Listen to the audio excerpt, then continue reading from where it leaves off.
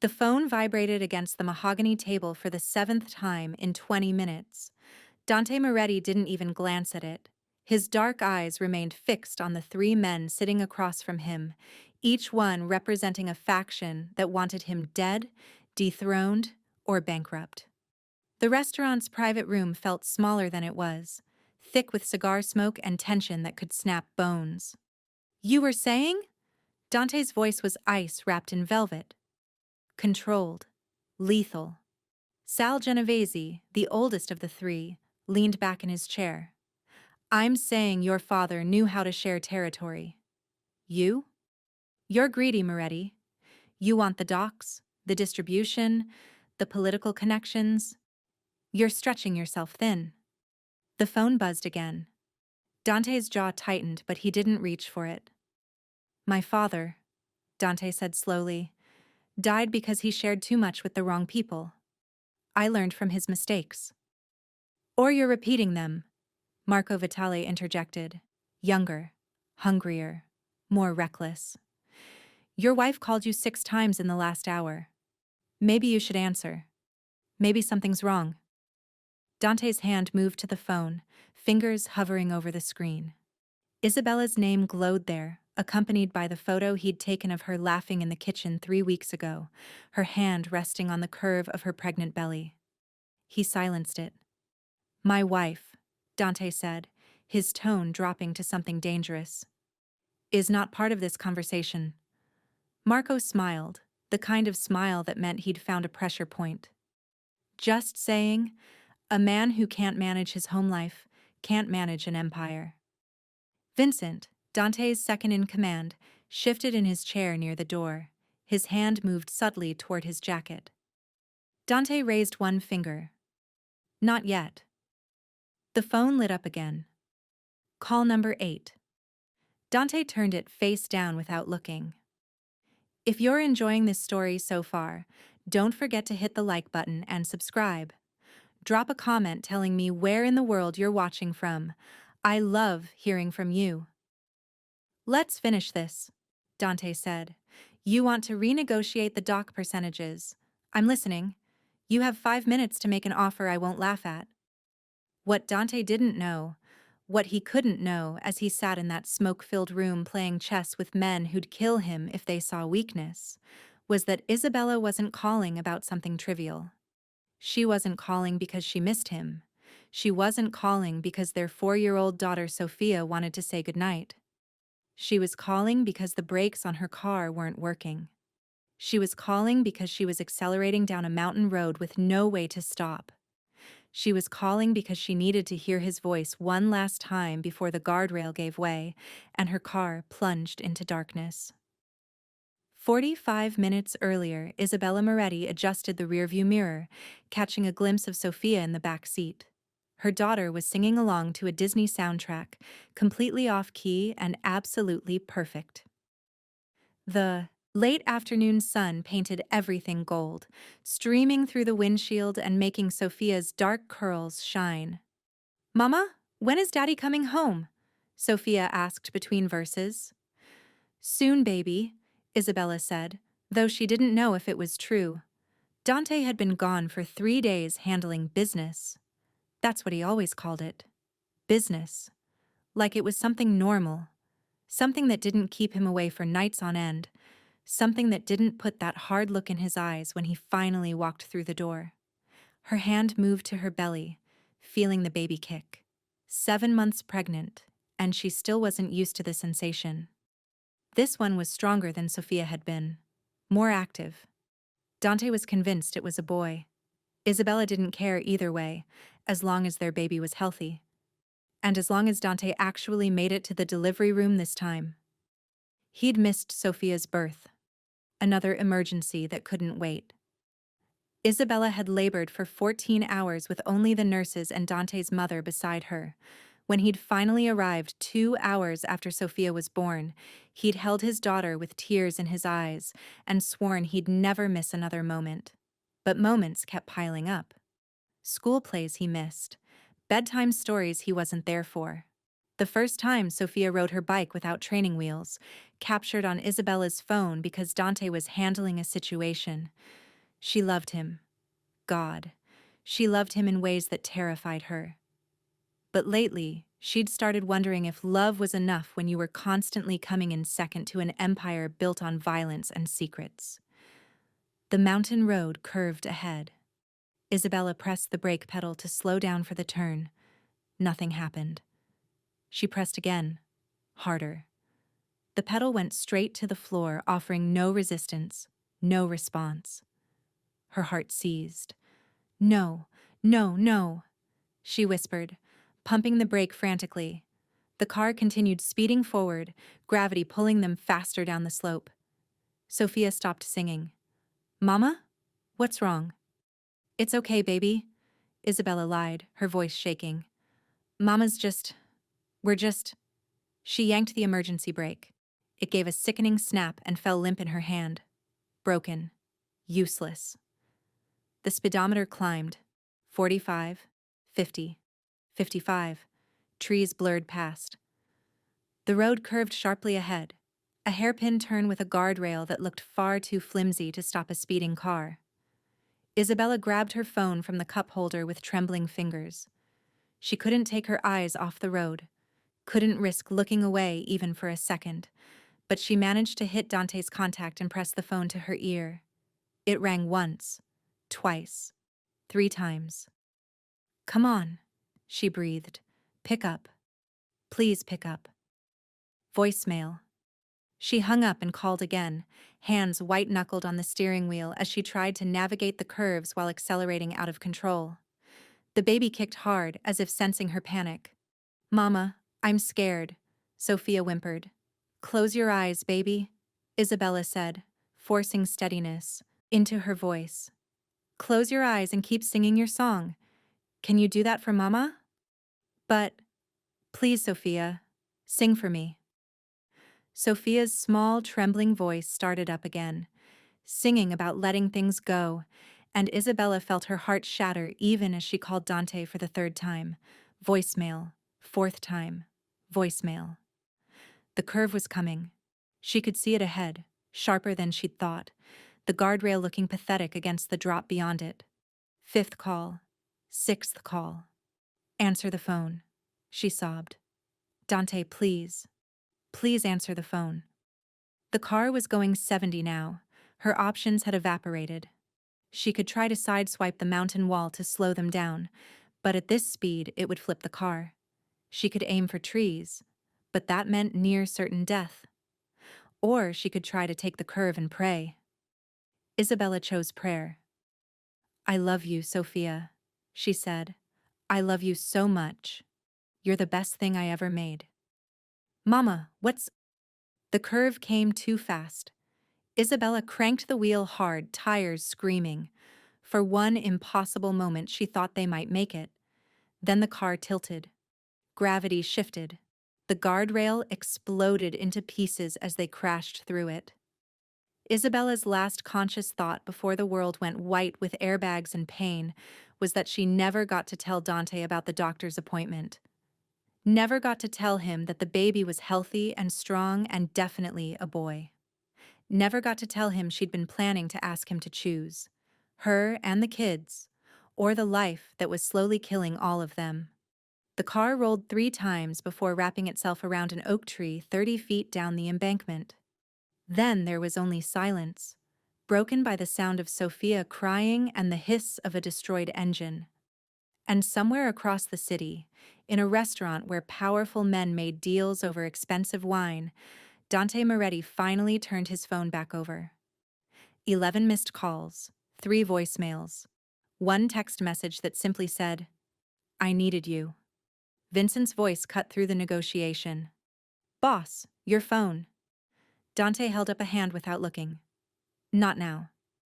Boss. Vincent's tone changed. Sharp. Urgent. The kind of tone that meant something was wrong. Very wrong. Dante's eyes snapped to him. Vincent was staring at his own phone, his face drained of color. What? Dante demanded. It's Isabella. The room temperature dropped 20 degrees. Dante was on his feet before Vincent finished speaking, phone in his hand, already calling her back. It rang, and rang, and rang. No answer. What about Isabella? Dante's voice was barely human. Vincent looked like he'd rather be shot than say the next words. There's been an accident. Highway 41, Mountain Pass. Her car. Boss. It went off the road. Dante didn't remember moving. Didn't remember shoving chairs aside or throwing the door open. He was running. Vincent behind him. The negotiation forgotten. The territory disputes meaningless. His driver had the car running before Dante reached the curb. He dove into the back seat, already calling every contact he had. Police, hospitals, his men stationed throughout the city. Find her! He barked into the phone. Find my wife. Now. The driver didn't need to be told twice. He gunned the engine, weaving through traffic with the kind of reckless speed that would normally get them pulled over. Dante didn't care. Every second was fire in his veins. Vincent was in the passenger seat, phone pressed to his ear. They're sending helicopters. Emergency response is already on scene. Is she alive? Dante's voice cracked on the last word. I don't know. Highway 41 was 30 minutes away. Dante made his driver do it in 15. The scene that greeted them was chaos. Flashing lights everywhere. Ambulances, police cars, fire trucks. The guardrail was obliterated, pieces of metal scattered across the road. Skid marks painted black lines leading to the edge. Dante was out of the car before it fully stopped. A police officer tried to stop him. Sir, this is an active scene. That's my wife down there. Dante's tone was lethal enough that the officer stepped back. He ran to the edge and looked down. His heart stopped. The car was wrapped around a tree, crumpled like paper. The passenger side was completely caved in. Broken glass glittered in the dirt. And there were people, paramedics, swarming around it, working with desperate efficiency. I need to get down there, Dante said. Sir, the embankment is unstable. Dante was already climbing down, half sliding, half falling, dirt and rocks giving way beneath his feet. Vincent followed, cursing under his breath. They reached the bottom just as paramedics were carefully extracting someone from the back seat. Sofia. Dante's 4-year-old daughter was covered in blood, crying hysterically, but she was moving. She was conscious. She was alive. Sofia! He lunged forward. A paramedic caught him. Sir, we need to... That's my daughter. Dante's voice broke. That's my little girl. The paramedic's expression softened. She's stable. Cuts and bruises. Possible concussion. We're taking her to County General. And my wife? Dante couldn't breathe. Where's Isabella? The paramedic's face changed. They're working on her now. Dante pushed past him and saw her. Isabella was still in the driver's seat, unconscious, her face pale as death. Blood matted her dark hair. Her pregnant belly was pressed against the steering wheel, which had been pushed back by the impact. 3 paramedics surrounded her, moving with controlled urgency. She's got a weak pulse, one of them called out. Possible internal bleeding. We need to get her out now. The baby? Another asked. Can't get a fetal heartbeat. Too much interference from the wreckage. Dante felt his knees give out. Vincent caught him. She called me, Dante whispered. She called me 11 times and I didn't answer. He watched, helpless as they used hydraulic tools to pry the car apart. Every second felt like an hour. When they finally freed Isabella and carefully transferred her to a backboard, Dante got his first clear look at her face. She looked dead. Isabella, he choked out, stumbling forward. Bella, I'm here now. Her eyes didn't open. They loaded her into the ambulance. Dante tried to climb in after her. Family only, the paramedic said. I'm her husband. The paramedic took in Dante's appearance, the expensive suit, the hardness in his eyes, the way Vincent and 3 other dangerous-looking men had formed a protective circle around him. "Get in," the paramedic said quietly. The ambulance screamed toward the hospital, sirens wailing. Inside, the paramedics worked on Isabella with practiced precision. IV lines, oxygen mask, monitoring equipment that beeped in rhythms Dante didn't understand. "Blood pressure's dropping," one paramedic said. "Increase fluids." Still no fetal movement. Dante held Isabella's hand, her fingers cold and limp in his. "You can't leave me," he whispered. "Bella, please. I'm sorry, I'm so sorry. I should have answered. I should have been there." Her hand didn't squeeze back. The baby didn't kick. And Dante Moretti, the man who controlled half the city, who'd built an empire on fear and power, who'd never once begged for anything in his life, prayed to a god he'd stopped believing in years ago. "Please, take everything else. Take the empire. Take my life. Just don't take them." The ambulance doors burst open at County General. They rushed Isabella inside, Dante running alongside the gurney until they reached a set of double doors. "Sir, you can't come past this point." "That's my wife. That's my son." A doctor appeared, already scrubbing in. "Mr. Moretti, we're taking her straight to surgery. We'll do everything we can." "Save them," Dante said. "Both of them, whatever it costs." The doctor nodded once, then disappeared through the doors. They swung shut, leaving Dante standing in the sterile hallway with blood on his hands, Isabella's blood, and the crushing weight of knowing that his choices, his priorities, his goddamn pride might have just killed the only things in this world that mattered. Vincent appeared beside him. "Sofia's in pediatric. She's asking for you." Dante couldn't move, couldn't breathe. "Boss," Vincent said gently, "your daughter needs you." That broke through. Dante forced his legs to work, following Vincent through the maze of hospital corridors until they reached a small room where Sofia sat on an examination table, a nurse cleaning cuts on her forehead. The moment Sofia saw him, she burst into fresh tears. "Daddy!" Dante gathered her into his arms, careful of her injuries, and held her like she might disappear too. She buried her face in his neck, her small body shaking with sobs. "Mama wouldn't wake up," Sofia cried. "I kept calling her, but she wouldn't wake up." "I know, baby, I know." Dante's voice was raw. "The doctors are helping Mama right now. They're going to make her better." "Promise?" Dante couldn't make that promise. Couldn't lie to his daughter when he didn't know if Isabella would survive the next hour. But he held Sofia tighter and said, "Mama's the strongest person I know. She's fighting right now. We just have to be strong too, okay?" Sofia nodded against his shoulder. The nurse finished cleaning her wounds. "She's very lucky. No broken bones, no signs of serious head trauma. We want to keep her overnight for observation, but she should be fine. Should be.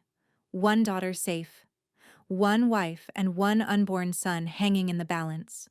Dante sat with Sofia until she finally fell asleep, exhausted from trauma and tears. Then he carefully laid her on the hospital bed, kissed her forehead, and walked back to the surgical waiting area. It was going to be a long night, the longest of his life. And all he could think about were those 11 missed calls. All he could hear was Isabella's voice on the voicemails he still hadn't listened to. All he could see was her face, pale and still, blood in her hair, the light gone from her eyes. "I needed you." Those 3 words from her text message played on repeat in his mind. She had needed him, and he hadn't been there. The surgical waiting room smelled like disinfectant and despair. Dante sat in a plastic chair that was too small, too uncomfortable, designed to prevent anyone from getting too settled.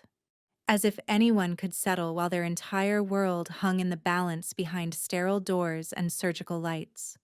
3 hours had passed since they'd taken Isabella into the operating room. 3 hours of nothing but the clock on the wall ticking and the occasional announcement over the intercom and the sound of Dante's own heartbeat pounding in his ears. Vincent stood near the window, phone pressed to his ear, handling the empire that Dante had temporarily abandoned. Every few minutes he'd glance back at his boss, checking, worried in a way Vincent never let himself be worried. Dante's mother arrived at hour 2. Maria Moretti was a small woman with steel in her spine and eyes that had seen too much. She'd been the wife of a mob boss before she became the mother of one. She knew this life, knew its costs. She sat beside Dante without speaking, taking his blood-stained hand in both of hers. "Sofia?" she asked quietly. "Sleeping. Pediatric wing. She's okay." Dante's voice was hollow. "Cuts and bruises. Nothing serious." "And Isabella?" Dante couldn't answer. His throat closed around the words. Maria squeezed his hand. "Your father used to say that the universe has a way of showing us what matters, usually at the worst possible moment." "I ignored her calls, Mama." The confession tore out of him. "She called me 11 times, and I was in a meeting, playing power games with men I don't even respect, and I let it go to voicemail." "You didn't know." "I should have known. When does Isabella ever call me that many times? When has she ever—" His voice cracked. "She needed me, and I chose business over her." Again. Maria said nothing. She'd warned him about this years ago when he'd first taken over from his father. Told him the empire would consume everything if he let it. He'd promised her he was different, that he could balance both worlds. He'd been lying to himself. The double doors opened. A surgeon emerged, still in scrubs, surgical mask pulled down around his neck. His expression was carefully neutral in that way doctors practiced, revealing nothing until they had to. Dante was on his feet instantly. "My wife. Mr. Moretti." The surgeon gestured to a quieter corner. "Let's talk." Those 2 words sent ice through Dante's veins. "Let's talk" never preceded good news. They moved away from the other waiting families. Vincent joined them. Maria stayed close to Dante's side. "Your wife suffered severe trauma," the surgeon began. "Multiple broken ribs, collapsed lung, internal bleeding from a ruptured spleen which we've removed. She also sustained a significant head injury, subdural hematoma, that we had to evacuate." Dante's hands clenched into fists. "But she's alive."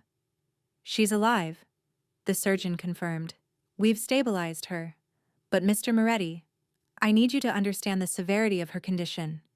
The next 48 hours are critical. We've induced a medical coma to reduce brain swelling. There's no way to know yet if there will be neurological damage." The world tilted. Dante felt Vincent's hand on his shoulder, steadying him. "And the baby?" Maria asked when Dante couldn't form words. The surgeon's expression shifted to something gentler, sadder. "We performed an emergency cesarean section. Your son was delivered at 29 weeks gestation. He's alive, but extremely premature. He's been transferred to the NICU with significant respiratory distress." A son. Isabella had been right. They had a son. "Can I see him?" Dante whispered. "Yes, but he's very fragile. He's on a ventilator, multiple monitors. It's going to look overwhelming." "I don't care what it looks like. I need to see my son." The surgeon nodded. "I'll have a nurse take you. But first, do you want to see your wife?" Did he want to see her? He needed to see her the way he needed oxygen. "Yes." They led him through a maze of hallways, through security doors that required badge access, into the intensive care unit where machines kept people alive when their bodies couldn't manage it alone. Isabella was in the 3rd room on the left. Nothing could have prepared him for what he saw. His beautiful wife, the woman who laughed at his terrible jokes, who sang to Sofia every night, who'd looked at him on their wedding day like he was capable of being more than what his father raised him to be, was barely recognizable. Tubes everywhere, down her throat, in her arms, coming out from beneath the blankets. Machines beeped in rhythms that Dante already hated. Her face was swollen, bruised, half hidden by bandages. Her dark hair had been partially shaved for the surgery on her skull. "Oh God," Maria whispered behind him. Dante approached slowly, afraid he might break something just by getting too close. He pulled a chair to her bedside and carefully, so carefully, took her hand. The one without an IV line. Her fingers were cold, limp. Nothing like the warm, strong hands that had held his face when she kissed him, that had guided Sofia through learning to write her name, that had rested on her pregnant belly while she talked to their unborn son. "Bella," he whispered. "I'm here now. I'm so sorry I wasn't there before. But I'm here now, and I'm not leaving. You hear me? I'm not going anywhere." She didn't respond. The ventilator breathed for her, mechanical and rhythmic and wrong. If you're hooked on this story, make sure to subscribe and turn on notifications so you never miss an upload. Your support means everything and helps me bring you more emotional stories like this one. Dante pressed his forehead to her hand. For the first time since he was 16 years old, since the day they'd buried his father and he'd sworn to never show weakness again, Dante Moretti cried. "I'll fix this," he promised her through tears. "Whatever it takes, however long it takes, I'll make this right." A nurse appeared in the doorway. "Mr. Moretti, the NICU is ready for you." Dante kissed Isabella's hand, stood on unsteady legs, and followed the nurse through more corridors to a different wing entirely. The neonatal intensive care unit was quieter than the ICU, but somehow more unsettling.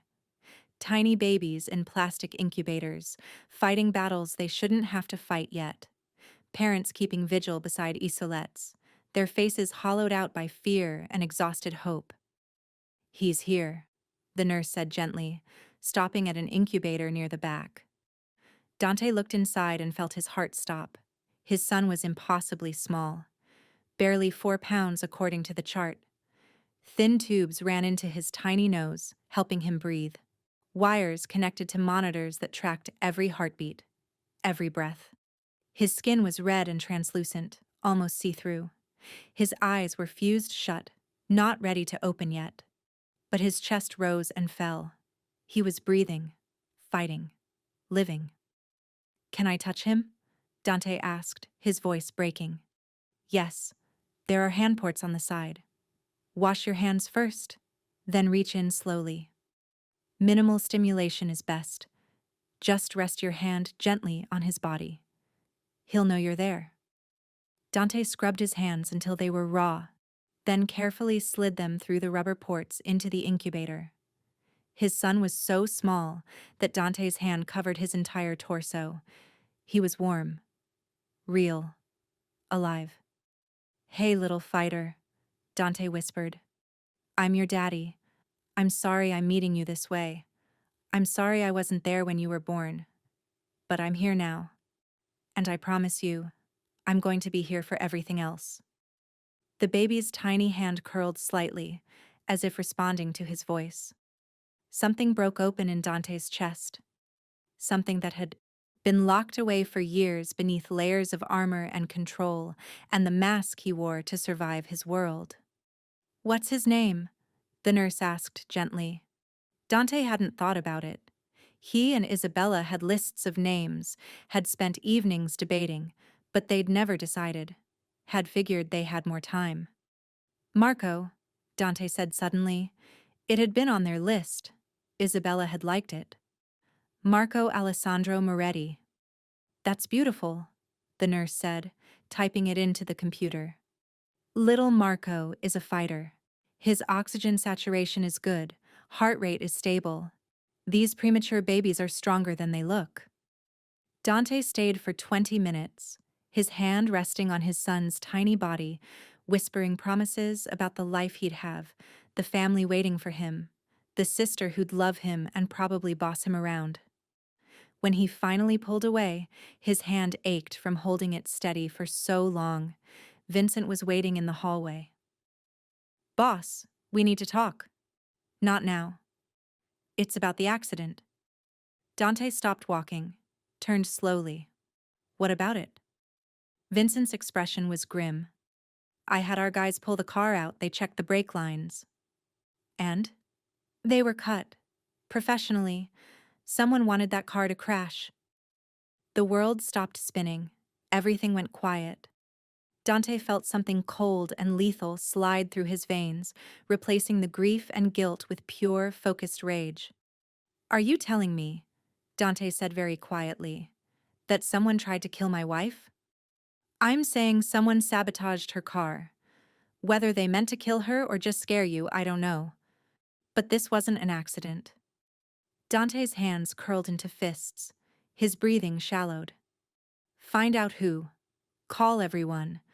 Check every camera at the house, the garage, everywhere Isabella went in the last 72 hours. I want a name by tomorrow. Already on it, Vincent said. But boss, there's something else.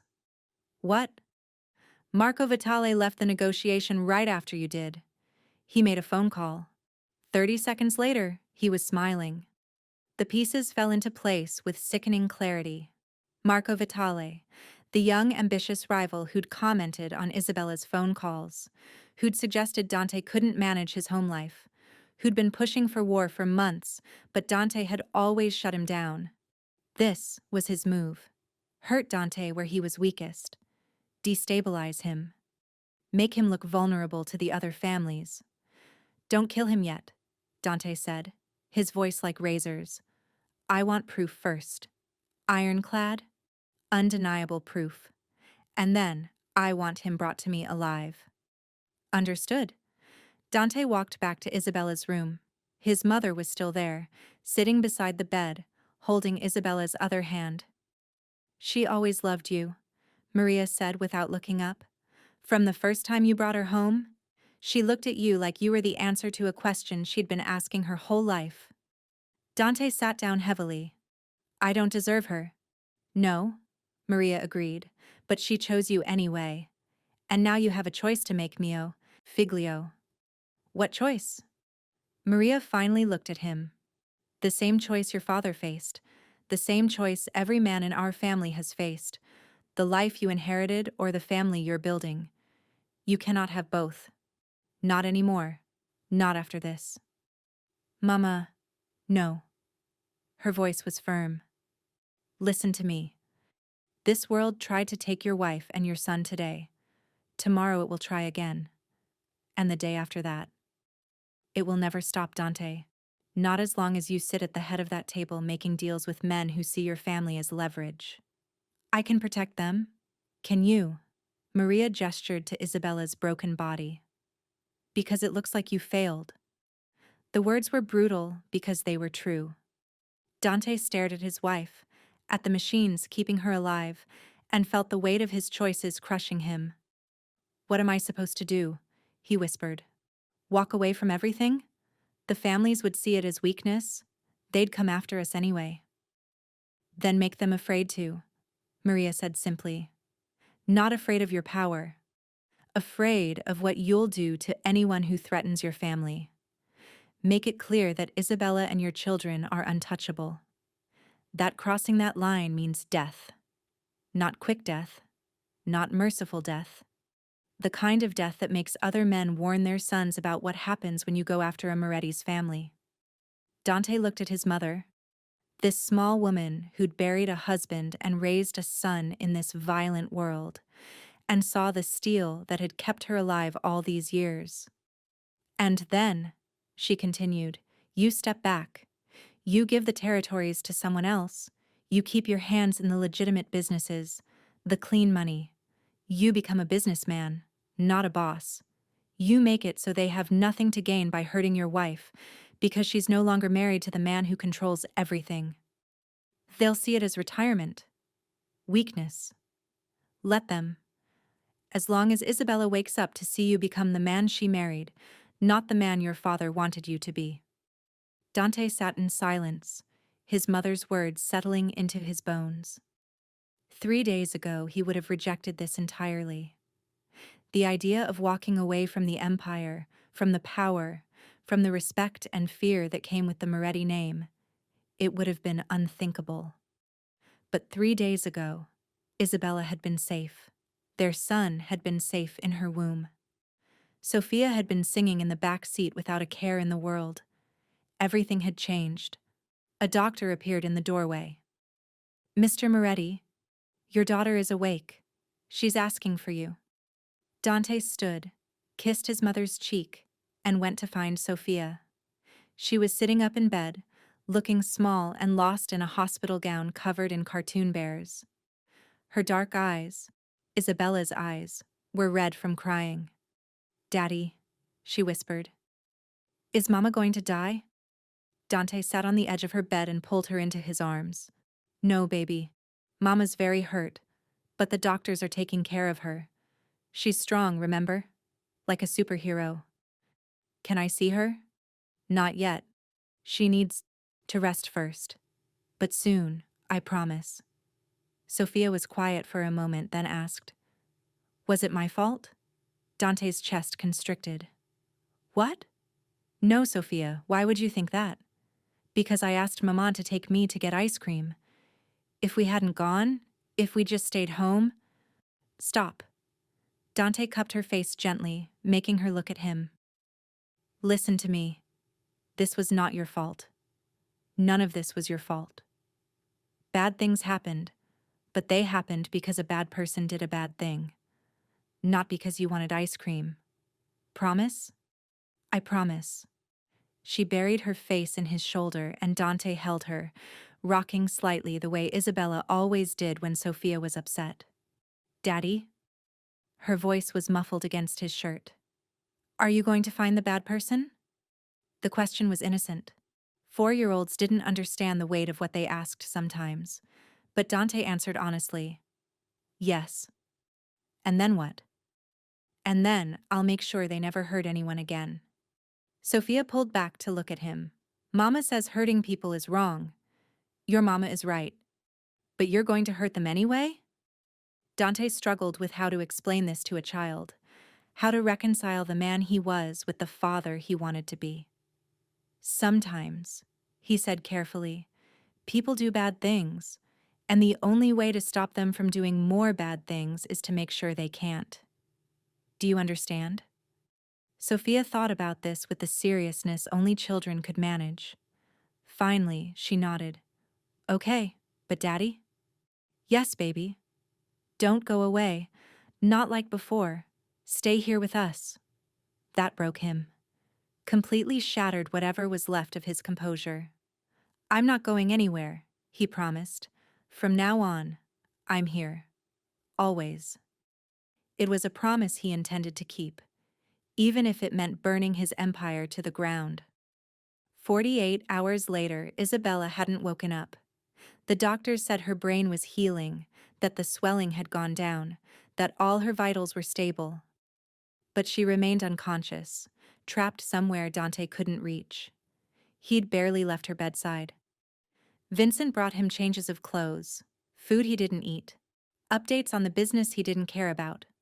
Marco Alessandro Moretti was fighting his own battle in the NICU, still on the ventilator, but stable. Growing stronger by small increments that the nurses celebrated like victories. Dante visited him every few hours, talking to him through the incubator, telling him about his mother and his sister, and the life waiting for him when he was strong enough. Sofia came to visit in a wheelchair, still monitored but healing fast. She talked to Isabella's unconscious form, telling her about the hospital food and the nice nurses, and how the little baby brother was really small but really cute. And Dante waited. On the third morning, Vincent arrived with a laptop and a grim expression. "We have proof," he said quietly, mindful of Isabella lying nearby. "Want me to show you here or outside?" "Here." Dante didn't want to leave her. Vincent pulled up. Security footage. "This is your garage, 2 days before the accident, 4 a.m. The video showed a figure in dark clothing slipping into the garage, working on Isabella's car for 12 minutes, then leaving. "Facial recognition?" Dante asked. "Already ran it. One of Vitale's guys. Low level, expendable. But definitely his. Vincent pulled up more footage. This is Vitale 30 minutes after you left the negotiation. He's at a bar, celebrating with his inner circle. The video showed Marco Vitale raising a glass, laughing, looking pleased with himself. Dante's rage was cold now, controlled. The kind of anger that didn't explode. It calculated. Where is he now? His club. Surrounded by his men. Get ours together. We're paying him a visit tonight. Boss? Vincent said carefully. If you do this, there's no going back. The families will either fall in line or we'll have a war. There's already a war. He started it when he touched my family. Dante looked at Isabella, at her still form in the hospital bed. And I'm going to finish it. That night, Dante Moretti walked into Marco Vitale's club with 20 armed men behind him. The music cut off. Conversations died. People scattered. Marco was at his private table in the back, surrounded by bodyguards who reached for their weapons before Marco waved them off, smirking. Moretti, Marco called out. Heard your wife had an accident. Tragic. Dante walked slowly across the club floor, every eye on him. When he reached Marco's table, he didn't sit. Stand up, Dante said quietly. Excuse me? Stand. Up. Something in Dante's voice made Marco's smirk falter. He stood, trying to maintain his bravado. You come into my club, making demands. Dante hit him. One brutal punch that shattered Marco's nose and sent him sprawling backward into the table. Bodyguards moved. Vincent and Dante's men moved faster, guns drawn, creating a Mexican standoff. Nobody shoot, Dante ordered. This is between me and Marco. He dragged Marco up by his collar. Blood poured from the younger man's broken nose. You cut my wife's brake lines, Dante said. You tried to kill her and my unborn son. You traumatized my 4-year-old daughter. Do you deny it? Marco's eyes darted around, looking for escape, for help. I don't know what you're talking about.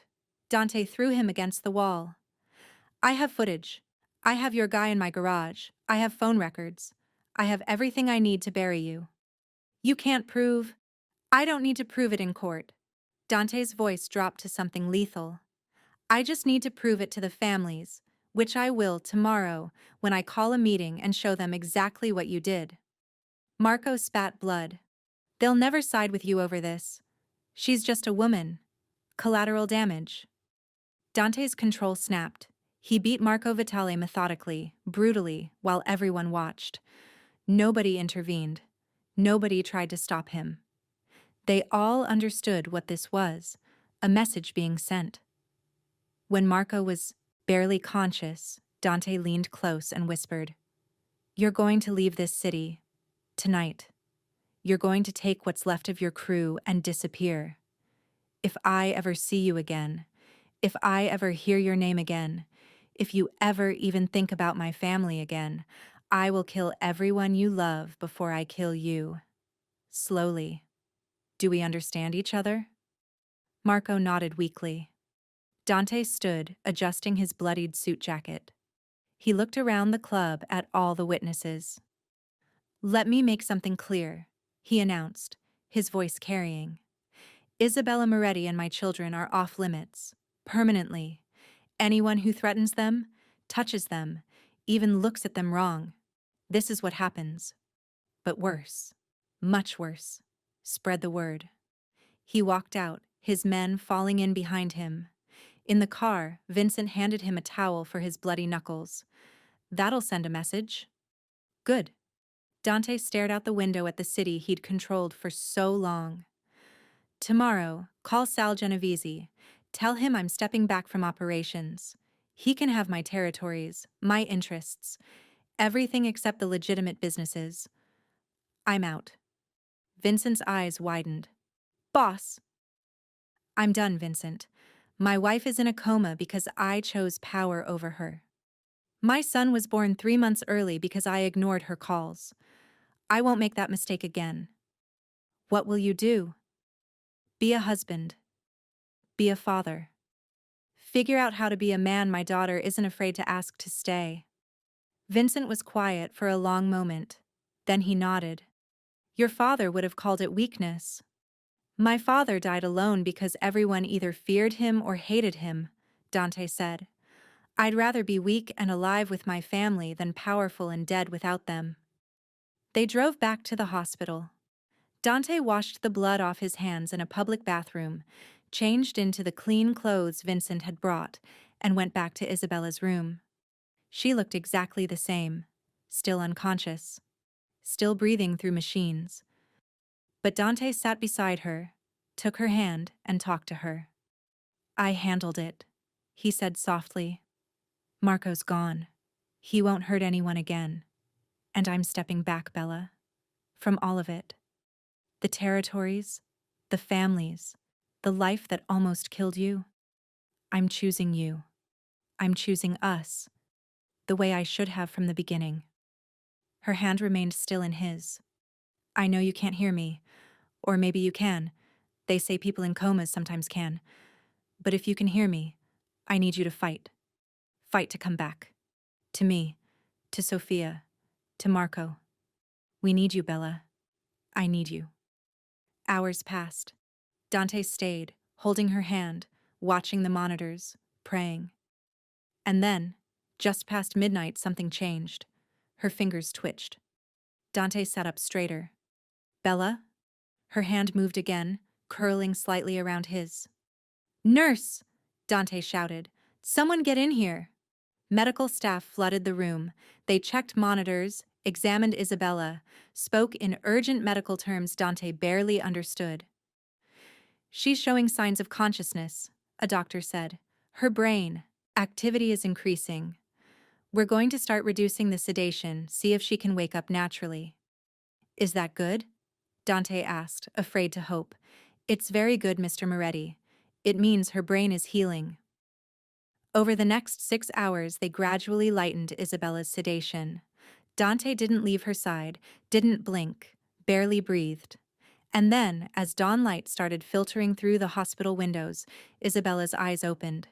They were unfocused at first, confused by the tubes and the lights and the strange ceiling.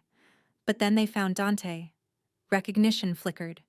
She tried to speak but couldn't around the breathing tube.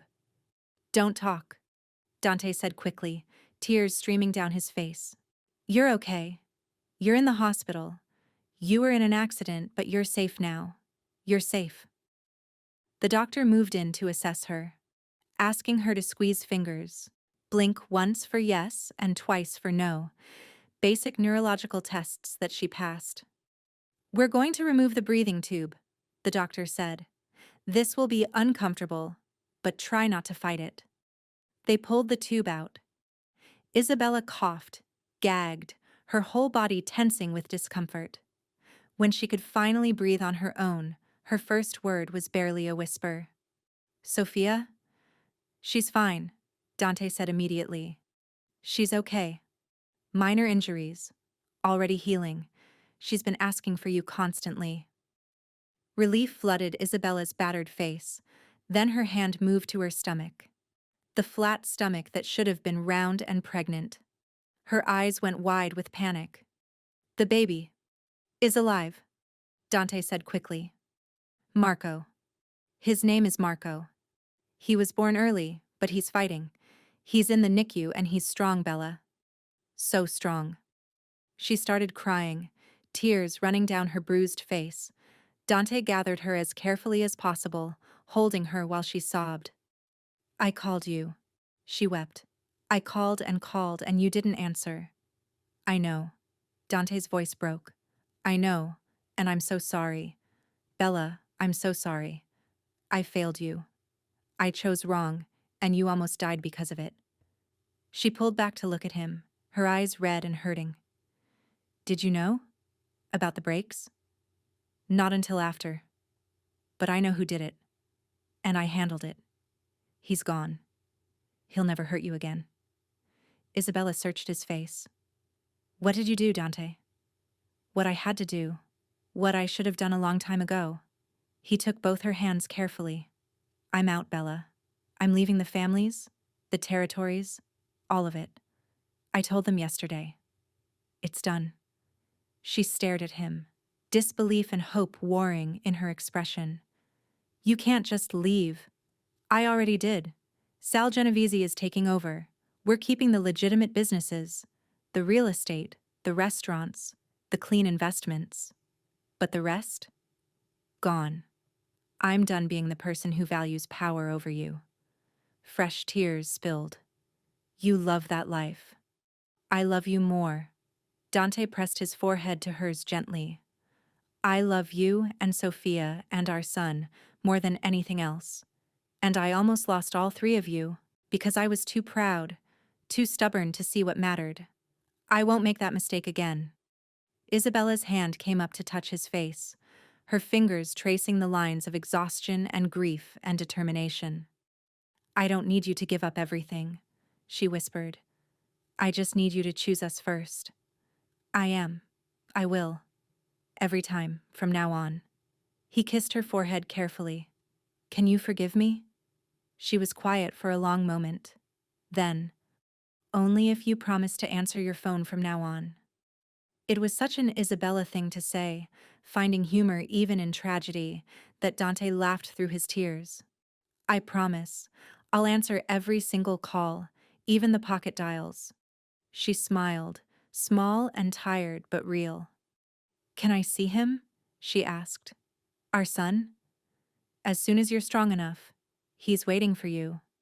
We all are.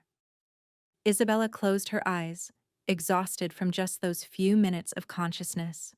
But before she drifted back to sleep, she whispered, I love you, Dante. Even when I'm angry at you. Even when you're impossible. I love you. I love you too, Bella. More than I know how to say. Her breathing evened out as she fell back asleep. Natural sleep this time, not medically induced.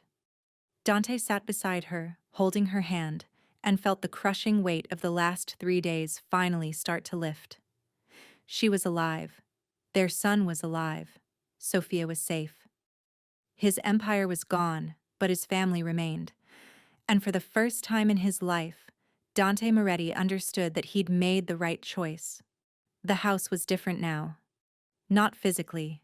It was still the same sprawling estate on the outskirts of the city, with its high walls and security cameras, and the gate that required a code to enter. But the feeling inside had changed. Where there had once been cold marble and expensive art chosen by designers, there were now children's drawings taped to the refrigerator. Where silence had echoed through empty rooms, there was now laughter and music and the sound of small feet running across hardwood floors. Isabella sat in the nursery, Marco cradled against her chest. He was still small, barely 6 pounds even after 6 weeks, but he was breathing on his own now. No more ventilator, no more tubes, just a healthy, hungry baby boy who looked at his mother with dark eyes that were pure Moretti. You're getting so big, Isabella whispered, running her finger along his tiny hand. His fingers curled around hers immediately, gripping with surprising strength. Your sister says you're going to be taller than Daddy. I think she might be right. The door opened quietly. Dante stood in the doorway watching them. He did this often now, caught himself in doorways, watching his family, making sure they were real, making sure he hadn't lost them after all. He just finished eating, Isabella said without looking up. She always knew when Dante was near. 20 minutes on each side. The lactation consultant would be proud. Dante crossed the room and sat on the arm of the rocking chair, close enough to touch them both. How are you feeling? Tired, sore, happy. She looked up at him. The headaches are getting better. I only had one yesterday, and it wasn't as bad as before. The doctors had warned them about the headaches. Post-concussion symptoms that could last months.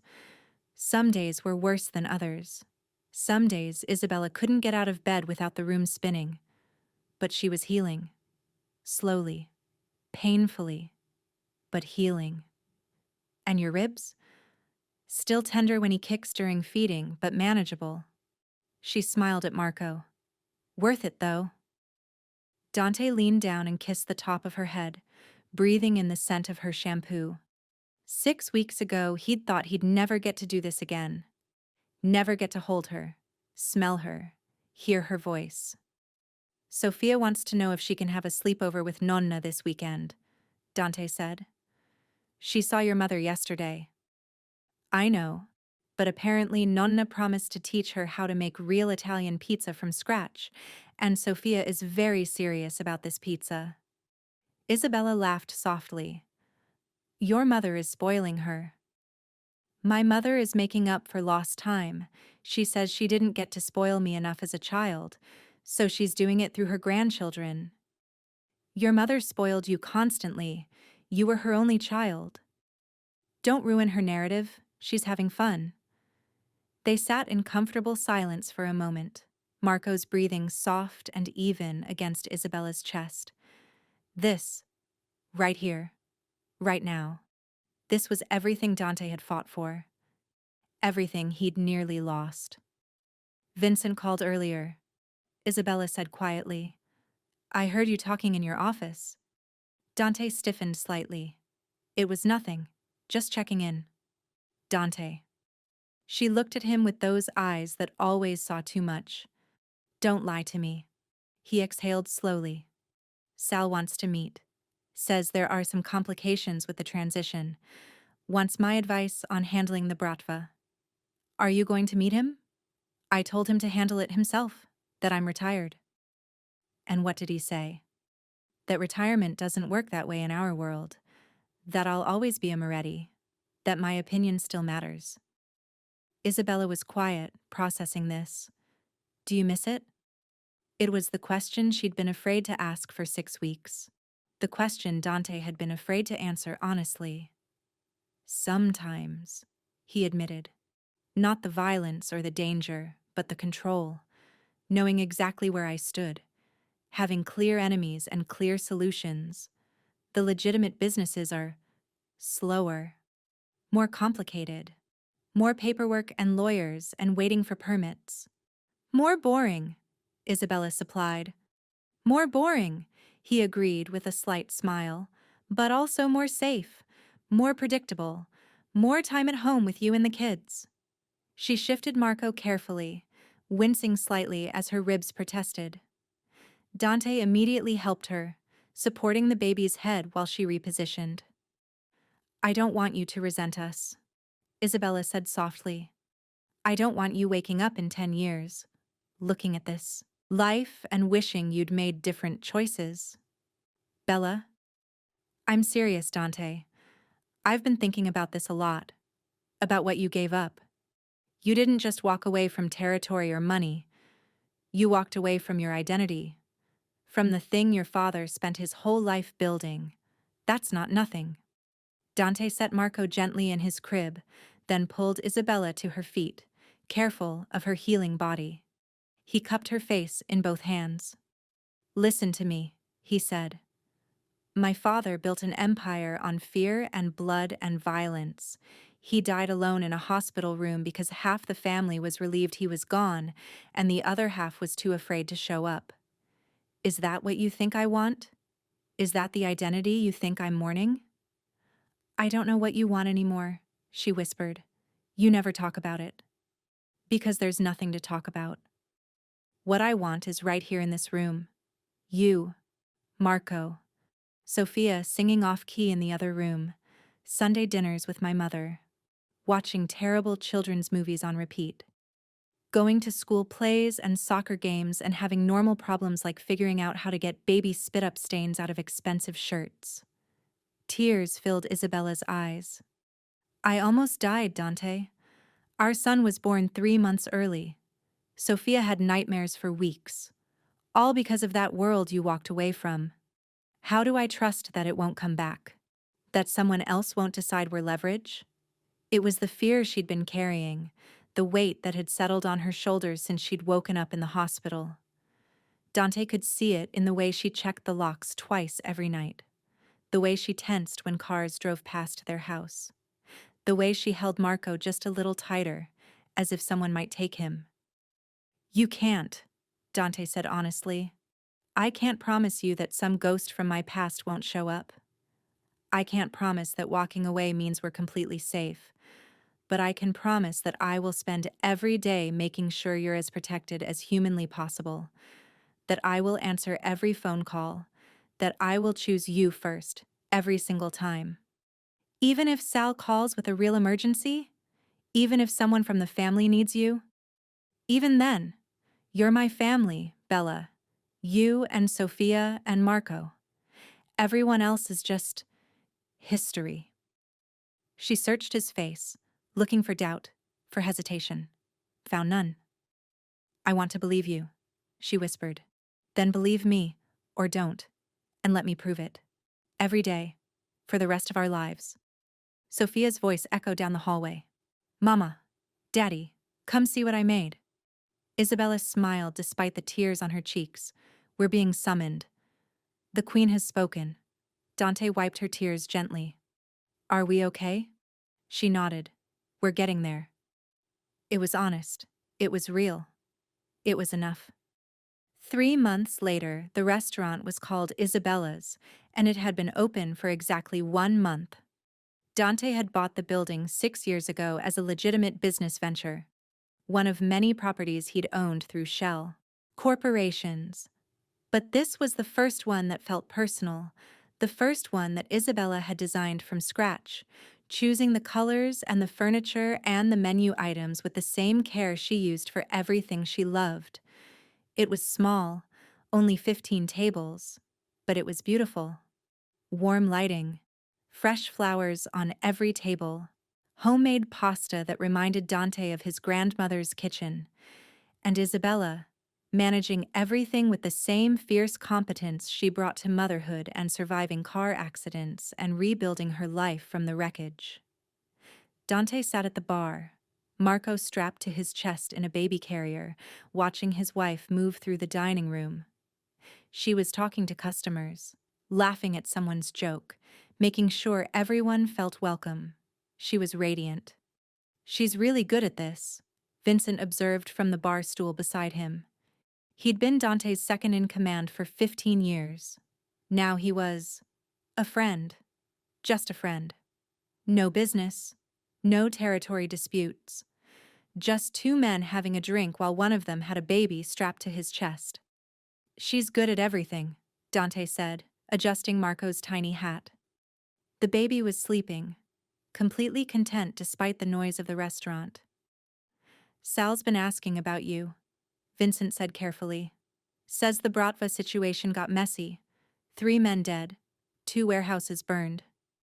And he wanted me to ask if you'd reconsider the retirement thing, just temporarily, just to help smooth things over. Dante was quiet for a moment, watching Isabella laugh at something the chef said through the kitchen window. She looked happy. Really, truly happy in a way she hadn't been during the years when Dante had been consumed by empire building. Tell Sal I appreciate the confidence, Dante said. But my answer is still no. He wanted the territories. He got the territories. The problems that come with them are his now. Vincent nodded, unsurprised. He's not going to like it. He doesn't have to like it. He just has to accept it. And if he doesn't? Dante's expression hardened slightly. Then he'll learn the same lesson Marco Vitale learned, that I might be retired, but I'm not weak. And anyone who threatens my family still answers to me. Vincent smiled slightly. There he is. I was wondering if the old Dante was completely gone. He's not gone. He's just redirected. Dante looked down at Marco, at his son's peaceful, sleeping face. I'm still capable of violence, Vincent. I'm still capable of protecting what's mine. I just don't lead with it anymore. The door opened. Sofia bounced in, holding Maria's hand. She'd been at Nonna's house for the afternoon, learning to make tiramisu based on her excited chatter. Daddy, Daddy, I made dessert, and Nonna said it was almost perfect. Sofia rushed over, skidding to a stop when she saw Marco. Is he sleeping?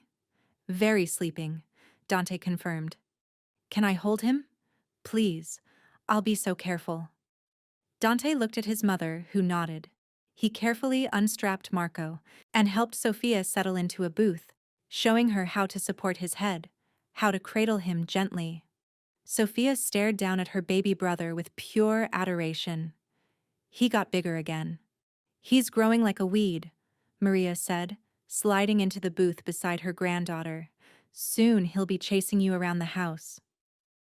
I'll let him catch me sometimes, Sofia decided, because I'm a nice sister. Dante's chest tightened watching them. This was what he'd been missing during all those years of meetings and negotiations and power plays. These small moments. This casual joy. Isabella appeared beside him, wiping her hands on her apron. How's it going? Good. Vincent was just leaving. Dante gave his friend a meaningful look. Vincent took the hint. Right. I've got that thing. With the thing. He stood, dropped cash on the bar for his drink. Isabella, the carbonara was excellent. I'll be back. You're always welcome, she said warmly. After Vincent left, Isabella leaned against Dante's side. He wrapped an arm around her waist automatically. Sal's pressuring you again, she said. It wasn't a question. How did you know? Because you get this look, like you're calculating the distance between where you are and where you used to be. She turned to face him. Do you want to help him? No. The answer came immediately, certainly. I want to be here. With you. Watching Sofia try to teach Marco Italian even though he can't understand words yet. Eating overpriced pasta at my wife's restaurant. Living a normal, boring, beautiful life. She smiled. It's not that boring. It's perfect. Isabella reached up and kissed him. Soft, sweet. The kind of kiss that promised everything was going to be okay. Sofia's voice carried across the restaurant. Mama, Marco spit up on my shirt. And there's the reality check. Isabella laughed. Come on. Let's go handle the glamorous life of parenthood. 6 months later. The courtroom was smaller than Dante expected. He sat in the back row, wearing a simple suit, looking like any other concerned citizen attending a public hearing. No bodyguards, no entourage. Just him, trying to be invisible. The case was State versus Marco Vitale. Multiple charges: conspiracy to commit murder, attempted murder, racketeering, weapons charges. The evidence was overwhelming. Security footage, phone records, testimony from the man who'd cut Isabella's brake lines in exchange for immunity. Dante had provided all of it, anonymously, carefully, through channels that couldn't be traced back to him. He'd promised Isabella he was out of that world, and he meant it. But that didn't mean he was going to let the man who'd tried to kill her walk free. Marco looked diminished in his prison jumpsuit. All his swagger gone. All his arrogance beaten out of him by 6 months in county lockup waiting for trial. When the judge read the verdict, guilty on all counts, Dante felt nothing. No satisfaction, no victory, just the quiet certainty that justice had been served. Outside the courthouse, he found Vincent waiting by the car. You didn't have to come, Dante said. I wanted to see it finished, Vincent replied. 25 to life, he'll die in prison. Good. They drove in silence for a while. Finally, Vincent spoke. Do you regret it? Walking away? Dante thought about the question. Really thought about it. No, he said finally. Sometimes I miss the clarity, the simplicity of knowing exactly who my enemies were and how to handle them. But I don't miss the constant looking over my shoulder. I don't miss the funerals. I don't miss being the person everyone feared and nobody actually knew. What do you miss? Honestly, nothing that matters more than what I have now. Vincent nodded slowly. Your father would have hated this version of you. I know, but my children will love it. And that's worth more than my father's approval ever was. 1 year later, the backyard was full of people. Isabella's family, Dante's mother, Vincent and his wife. A few carefully chosen friends from the restaurant. Sofia running around with cousins, playing some elaborate game that involved a lot of shrieking and laughter. Marco taking unsteady steps between adults, wobbling like a tiny drunk person, his face pure concentration. It was Sofia's 6th birthday party. The theme was unicorns. Apparently that phase hadn't passed, and there were glittery decorations everywhere. Dante stood at the grill, flipping burgers and hot dogs, wearing an apron that said Grill Master, that Isabella had bought him as a joke, but that he wore unironically now. "You look domestic," Isabella said, sliding her arms around his waist from behind. "I am domestic. I have a minivan and a mortgage and opinions about which preschool has the best curriculum. It's very sexy." He turned in her arms, spatula still in hand. "Yeah?" "Extremely. Nothing hotter than a reformed mafia boss in a novelty apron." He kissed her, tasting wine on her lips. "How's your head?" "Good today. No headaches." She'd been headache-free for 3 months now. The doctors said she'd made a full recovery. Dante still worried, but he was learning to trust that she'd tell him if something was wrong. "Daddy!" Sofia called from across the yard. "Come play with us." "I'm cooking." "Uncle Vincent can cook. You promised you'd play." Dante looked at Vincent, who waved him away. "Go, I've got this. I'm also a grill master." "You're really not." "She's 6, Dante. Go play with your daughter before she's too old to want you around." It was good advice. Dante handed over the spatula and let Sofia drag him into whatever elaborate games she and her cousins had created. It involved him being a dragon who was also somehow a prince, and he had to follow very specific rules that kept changing. Isabella watched from the patio, Marco on her hip. Her son was babbling happily, pointing at his father and sister with chubby hands. Maria appeared beside her with 2 glasses of wine. "Your husband is being a dragon." "I see that. He's very committed to the role." "He's happy." Maria handed her a glass. "I wasn't sure I'd ever see him like this. Happy. Really happy, not just satisfied. He gave up a lot for it." "He gave up things that were killing him," Maria corrected. "Power, control, the weight of his father's legacy. What he gained was worth infinitely more." Isabella watched Dante scoop Sofia up, spinning her around while she shrieked with joy.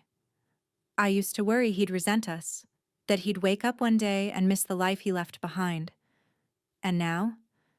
Now I think he finally figured out what actually mattered." She took a sip of wine. "It just took almost losing us to see it." Maria was quiet for a moment. His father used to say that power was the only thing worth dying for. That legacy was everything. What do you think? "I think legacy is what your children remember about you. And Dante's children will remember a father who chose them, who showed up, who was there."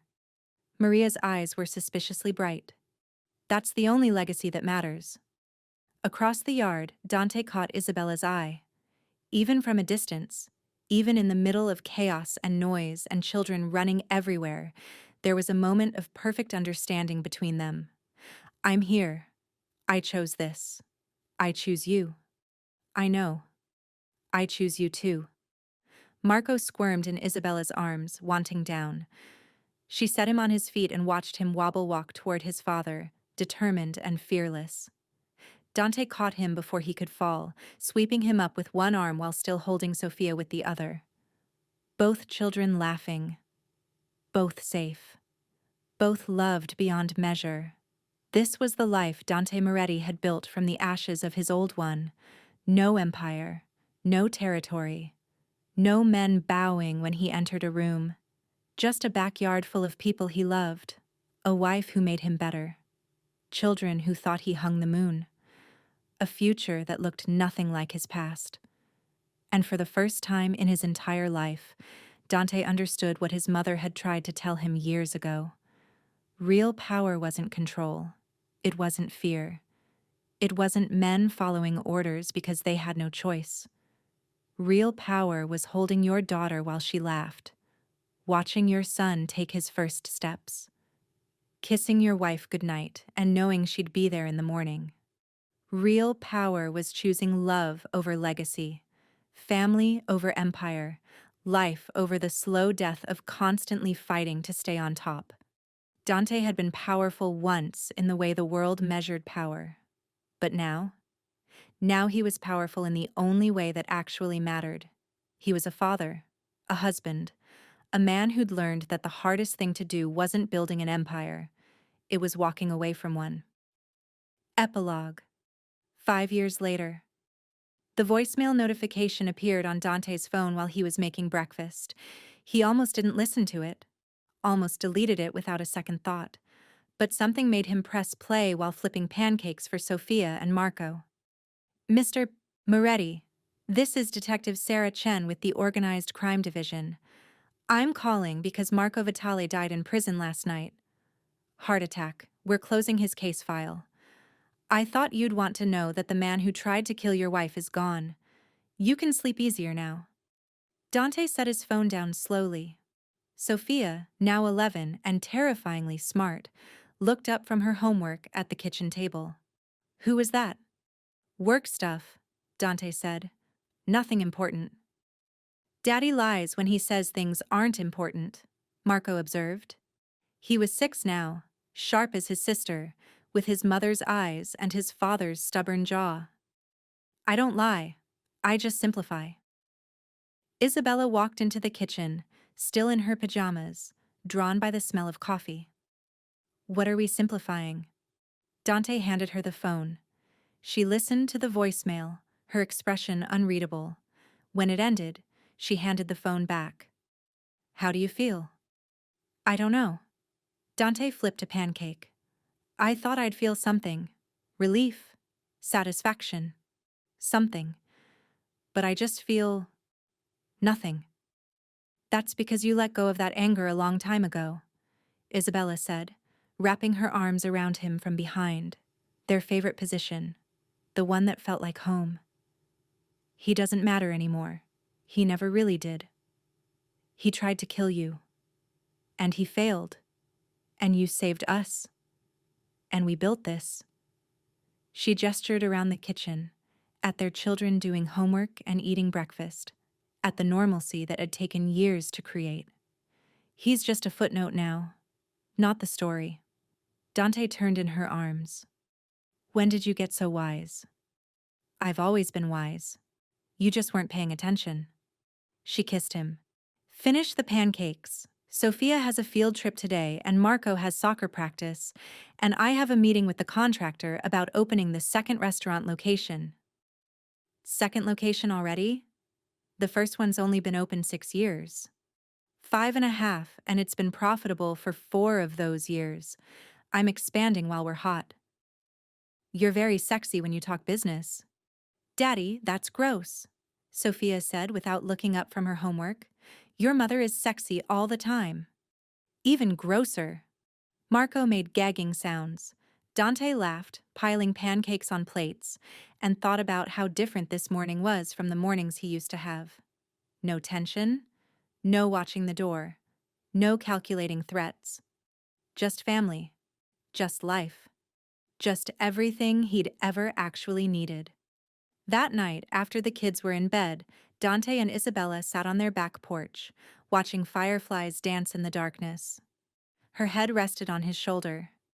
His arm wrapped around her waist. Do you miss it? She asked quietly. The question she hadn't asked in years. No. The answer came without hesitation. Sometimes I wonder what would have happened if I'd stayed, if I'd chosen differently. But I don't miss it. That life was a cage I didn't realize I was in until you showed me the door. I didn't show you anything. You chose to walk through it. Because you made me want something more. He pulled her closer. You made me believe I could be more than what my father raised me to be. She turned to look at him. You are so much more, Dante. You're the man who makes pancakes shaped like dinosaurs, who coaches soccer even though you know nothing about soccer, who reads bedtime stories in ridiculous voices, who built a restaurant with his wife because she had a dream.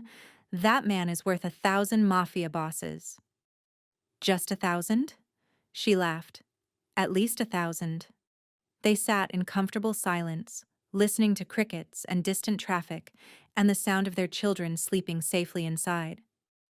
Thank you, Dante said finally. For what? For surviving. For giving me another chance. For building this life with me even after I almost destroyed it. Isabella was quiet for a moment. You know what I think about sometimes? What? Those 11 phone calls. The ones I made when the brakes failed. Her voice was soft, remembering. I was so angry at you for not answering. So hurt. I thought if I died, that would be my last memory of us. Me needing you, and you choosing something else. Dante's chest tightened. Bella. But then I think about everything after. You dropping everything to find me. You destroying the man who hurt us. You walking away from your entire world to choose us. You becoming the husband and father I always knew you could be. She looked at him. Those 11 missed calls? They're not the story. What you did after? That's the story. And it's a beautiful one. Dante felt tears sting his eyes. I answer every call now. I know. Even the spam calls about extended car warranties. Those are very important. She laughed, the sound filling the night air with joy. I love you, Dante Moretti, reformed mafia boss, pancake chef, soccer coach, best husband and father in the world. Best husband in the world seems like an exaggeration. It's not. I checked the official rankings. There are official rankings? I made them up. You're number 1. He kissed her then, soft and deep and full of everything words couldn't express. When they pulled apart, foreheads touching, breathing each other's air, Dante whispered, I love you too, Bella. Thank you for not giving up on me. Never, she promised, even when you drive me crazy, even when you make terrible dad jokes, even when you insist dinosaur pancakes are an acceptable dinner option. They're a perfectly acceptable dinner option. They're really not. Agree to disagree. They stayed on the porch until the fireflies faded and the night grew cold. Then they went inside, checked on their sleeping children one more time, and went to bed together. Dante fell asleep with Isabella in his arms, grateful for every moment, grateful for second chances, grateful that he'd learned the most important lesson before it was too late. Power and legacy meant nothing if you had no one to share them with. But love, real, messy, imperfect, everyday love, that was everything. That was the empire worth building. That was the legacy worth leaving. And Dante Moretti, former mafia boss, current pancake chef and soccer dad, had finally figured out what it meant to truly be powerful. It meant being present, being there, answering the phone. It meant choosing love every single time.